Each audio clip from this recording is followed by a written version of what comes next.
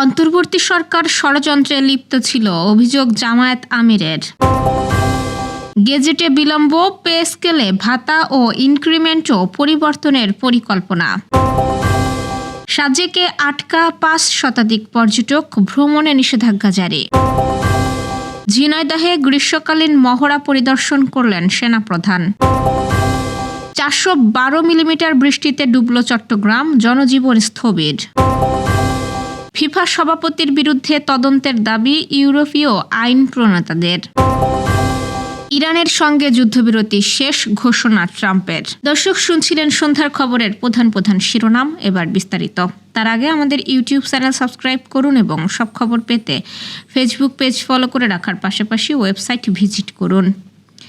অন্তর্বর্তী সরকার বিএনপির সাথে ষড়যন্ত্রে লিপ্ত ছিল বলে অভিযোগ তুলেছেন জামায়াতে ইসলামীর আমির ডাক্তার শফিকুর রহমান।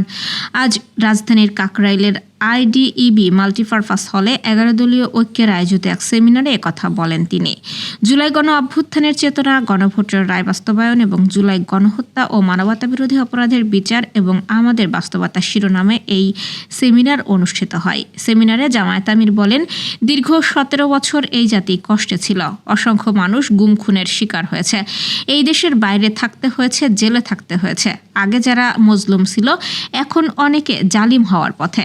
ডাক্তার শফিকুর রহমান বলেন, জাতীয় নির্বাচনের আগে অনেক নাটকের পর নির্বাচন হয়েছে। নির্বাচনের পর বলা হলো নির্বাচনের জন্য তারা অনেক কিছু মেনে নিয়েছিল। তিনি আরও বলেন, জনগণকে তারা মূর্খ বলতে চাচ্ছে। তারা বলে জনগণ না বুঝেই গণভোটে রায় দিয়েছে। ১৭ বছর তারাও মজলুম ছিল, কিন্তু অনেকেই জেলে যায়নি। তারা শহীদ পরিবারের হাহাকার বুঝবে না। অন্তর্বর্তী সরকার ও বিএনপির বিরুদ্ধে ষড়যন্ত্রের অভিযোগ তুলে জামায়াত আমির বলেন, নির্বাচন, সরকার সবকিছুই জনগণের জন্য। অন্তর্বর্তী সরকার বিএনপির সাথে ষড়যন্ত্রে লিপ্ত ছিল। আমরা নির্বাচনের পর আন্দোলন করে দেশকে অস্থিতিশীল করে তুলতে চাইনি। নির্বাচন মেনে নিলেও আমরা গণভোটের রায় নিয়ে বিন্দুমাত্র ছাড় দেব না। সরকারি চাকরিজীবীদের নবম জাতীয় পে স্কেলের খসড়া চূড়ান্ত করতে কাজ করছে সচিব কমিটি। নতুন প্রস্তাবে সর্বোচ্চ ও সর্বনিম্ন মূল বেতনের অনুপাত ১:৮ পরিবর্তে ১:৭.৫ করার কথা বলা হয়েছে। একই সঙ্গে গ্রেড ভেদে ভিন্ন হারে বার্ষিক ইনক্রিমেন্ট, বিভিন্ন ভাতা পুনর্নির্ধারণ এবং ২ ধাপে নতুন পে স্কেল বাস্তবায়নের পরিকল্পনা রয়েছে। অর্থ মন্ত্রণালয় সূত্র জানিয়েছে, ১ জুলাই থেকে পে স্কেল কার্যকরের ঘোষণা থাকলেও এখনও গেজেট প্রকাশ হয়নি। প্রশাসনিক ও আর্থিক প্রক্রিয়া শেষ করতে আরও ২ থেকে ৩ মাস সময় লাগতে পারে। সরকারের পরিকল্পনা অনুযায়ী প্রথম ধাপে মূল বেতন বৃদ্ধি কার্যকর হবে, আর চিকিৎসা, শিক্ষা ও অন্যান্য ভাতা ২০২৭-২৮ অর্থবছর থেকে চালু করা হতে পারে। এদিকে বাংলাদেশ সরকারি কর্মকর্তা কর্মচারী কল্যাণ সমিতি প্রস্তাবিত সর্বনিম্ন ২০,০০০ টাকা মূল বেতন এককালীন কার্যকরের দাবি জানিয়েছে। তাদের মতে, দীর্ঘদিনের মূল্যস্ফীতিতে নিম্ন আয়ের কর্মচারীরা চরম সংকটে রয়েছেন। কিস্তিতে বেতন বৃদ্ধি কার্যকর হলে তারা আরও ক্ষতিগ্রস্ত হবেন। টানা ভারী বৃষ্টি ও পাহাড়ি ঢলে খাগড়াছড়ির দীঘিনালা উপজেলার কাবাখালী এবং রাঙামাটির বাঘাইছড়ি উপজেলার বাঘাইহাট মাচালং সড়কের বিভিন্ন অংশ পানিতে তলিয়ে গেছে। এতে সাজেক পর্যটন কেন্দ্রে ৫ শতাধিক পর্যটক আটকা পড়েছেন।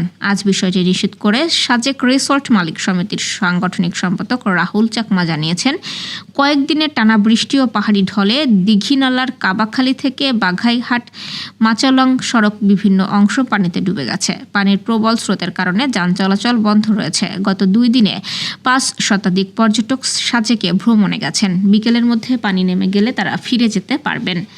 তা না হলে পর্যটকদের কটেজগুলোতে বিনা ভাড়ায় থাকার ব্যবস্থা করা হবে। বাঘাইছড়ি উপজেলা নির্বাহী কর্মকর্তা আমেনা আক্তার জানান, পাহাড়ি ঢল ও ভারী বর্ষণের কারণে দীঘিনালা সাজেক সড়কের কাবাখালী, বাগাইহাট বাজার ও মাচালং বাজার এলাকায় সড়কের ওপর পানি উঠেছে। এতে সাজেকে অবস্থান করা পর্যটকরা আটকা পড়েছেন। পানি নেমে গেলে তাদের নিরাপদে ফিরিয়ে আনা হবে।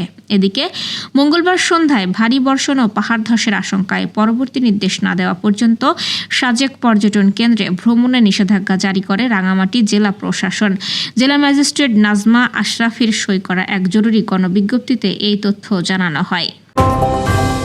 ঝিনাইদহে বাংলাদেশ সেনাবাহিনীর গ্রীষ্মকালীন যৌথ মহড়া পরিদর্শন করেছেন সেনাপ্রধান জেনারেল ওয়াকারুজ্জামান। আজ দুপুরে তিনি সেনাবাহিনীর হেলিকপ্টার যোগে ঝিনাইদহের কালীগঞ্জের কোলা ইউনিয়নের নতুন বাজার এলাকায় মহড়া স্থলে পৌঁছান এবং সেনাবাহিনীর রণকৌশল ও প্রস্তুতি প্রত্যক্ষ করেন। মহড়া পরিদর্শনকালে সেনাপ্রধান উপস্থিত সেনা কর্মকর্তাদের সঙ্গে কুশল বিনিময় করেন এবং দেশের সার্বভৌমত্ব রক্ষায় সদা প্রস্তুত থাকার পাশাপাশি যে কোনো দুর্যোগে জনগণের পাশে দাঁড়াতে সেনা সদস্যদের প্রতি আহ্বান জানান। এ সময় সেনাপ্রধানের সঙ্গে ঝিনাইদহের জেলা প্রশাসক আবদুল্লাহ আল নোমান, জেলা পুলিশ সুপার আশিস বিন হাসনাত সহ সেনাবাহিনী এবং স্থানীয় প্রশাসনের ঊর্ধ্বতন কর্মকর্তারা উপস্থিত ছিলেন। টানা ভারী বৃষ্টিতে বিপর্যস্ত চট্টগ্রামের জনজীবন। নগরের বিস্তীর্ণ এলাকা ও আশেপাশের বিভিন্ন উপজেলা পানির নিচে তলিয়ে গেছে। সড়কে যান চলাচল ব্যাহত হচ্ছে, বন্ধ রাখতে হয়েছে শিক্ষা কার্যক্রম। চট্টগ্রাম আবহাওয়া পর্যবেক্ষণাগারে জানিয়েছে, গতকাল মঙ্গলবার বিকেল ৩টা পর্যন্ত আগের ২৪ ঘন্টায় নগরে ৪১২.৩ মিলিমিটার বৃষ্টিপাত রেকর্ড করা হয়েছে। চট্টগ্রাম আবহাওয়া পর্যবেক্ষণাগারের ইতিহাসে ২৪ ঘন্টায় এটি তৃতীয় সর্বোচ্চ বৃষ্টিপাত। এরপরও বৃষ্টি অব্যাহত রয়েছে। আজ বুধবার সকাল ৯টা পর্যন্ত আগের ২৪ ঘন্টায় আরও ২৩৭.৫ মিলিমিটার বৃষ্টিপাত রেকর্ড করা হয়েছে বলে জানিয়েছেন চট্টগ্রাম আবহাওয়া অফিসের সহকারী পূর্বাভাস কর্মকর্তা বিশ্বজিৎ চৌধুরী। মার্কিন প্রেসিডেন্ট ডোনাল্ড ট্রাম্পের সঙ্গে যোগাযোগ এবং সেই যোগাযোগের পর যুক্তরাষ্ট্রের ফরওয়ার্ড ফোলারিন বালোগানের লাল কার্ডের নিষেধাজ্ঞা প্রত্যাহারের ঘটনায় এবার নতুন চাপে পড়েছেন ফিফা সভাপতি জিয়ান্নি ইনফান্তিনো। ইউরোপীয় পার্লামেন্টের কয়েক ডজন সদস্য তার বিরুদ্ধে নৈতিকতা তদন্তের দাবি তুলেছেন। প্রতিবেদন অনুযায়ী অন্তত ৩৫ জন ইউরোপীয় আইন প্রণেতা একটি চিঠিতে ফিফার স্বাধীন নৈতিকতা কমিটির মাধ্যমে ইনফান্তিনোর ভূমিকা তদন্তের আহ্বান জানিয়েছেন। তাদের অভিযোগ, ট্রাম্পের হস্তক্ষেপের পর বালোগানের নিষেধাজ্ঞা তুলে নেওয়ার সিদ্ধান্ত ফুটবলের নিরপেক্ষতা ও ফিফার বিশ্বাসযোগ্যতাকে প্রশ্নের মুখে ফেলেছে।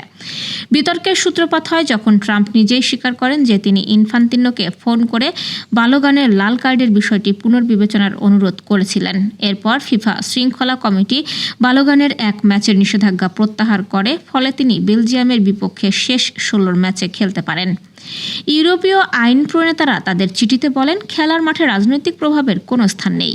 যদি ফিফার সিদ্ধান্ত রাজনৈতিক চাপের কারণে বদলে যায়, তাহলে বিশ্ব ফুটবলের সুশাসন ও ন্যায়সঙ্গত প্রতিযোগিতা মারাত্মকভাবে ক্ষতিগ্রস্ত হবে। তবে ফিফা আগের মতোই দাবি করেছে, বালোগানের নিষেধাজ্ঞা প্রত্যাহারের সিদ্ধান্ত সম্পূর্ণ স্বাধীন শৃঙ্খলা কমিটি নিয়েছে এবং এতে ইনফান্তিনো ব্যক্তিগতভাবে কোনো হস্তক্ষেপ করেননি। ইরানের সঙ্গে যুদ্ধবিরতি শেষ ঘোষণা করে মার্কিন প্রেসিডেন্ট ডোনাল্ড ট্রাম্প বলেছেন, ইরানের সঙ্গে যুদ্ধবিরতির সমঝোতা স্মারকটি শেষ হয়ে গেছে। তাদের সঙ্গে কাজ করা কেবল সময়ের অপচয়। আজ তুরস্কের আঙ্কারায় ন্যাটো শীর্ষ সম্মেলনে সাংবাদিকদের সঙ্গে তিনি একথা বলেন। মার্কিন প্রেসিডেন্ট ডোনাল্ড ট্রাম্প বলেন, আমরা গত রাতে ইরানের ওপর খুব কঠোর আঘাত করেছি। তাদের বলেছিলাম, প্রতিবার যখন তোমরা আঘাত করবে আমরাও পাল্টা আঘাত করব এবং অবশ্যই তারা নোংরা খেলোয়াড়, তাই তারা সবার পেছনে লাগে। ন্যাটোর সমালোচনা করে মার্কিন প্রেসিডেন্ট বলেন, ন্যাটোর ওপর সন্তুষ্ট নই, কারণ তারা রাষ্ট্রীয় পৃষ্ঠপোষকতায় চলা ১ নম্বর সন্ত্রাসবাদের বিরুদ্ধে আমাদের সাহায্য করতে চায়নি। এর আগে হরমুজ প্রণালীতে বাণিজ্যিক জাহাজে ইরান হামলা চালিয়েছে এমন অভিযোগ তুলে সর্বশেষ মঙ্গলবার যুদ্ধবিরতির মধ্যে নতুন করে ইরানের ৮০টি লক্ষ্যবস্তুতে হামলা করে যুক্তরাষ্ট্র। অন্যদিকে সবশেষ মার্কিন হামলার জবাবে বাহরাইন ও কুয়েতে থাকা যুক্তরাষ্ট্রের ৮৫টি সামরিক স্থাপনায় পাল্টা হামলা চালিয়েছে ইরান। দর্শক, এ ছিল সন্ধ্যার আয়োজন। রাতের খবর দেখার আমন্ত্রণ রইল। এতক্ষণ সাথে থাকার জন্য ধন্যবাদ।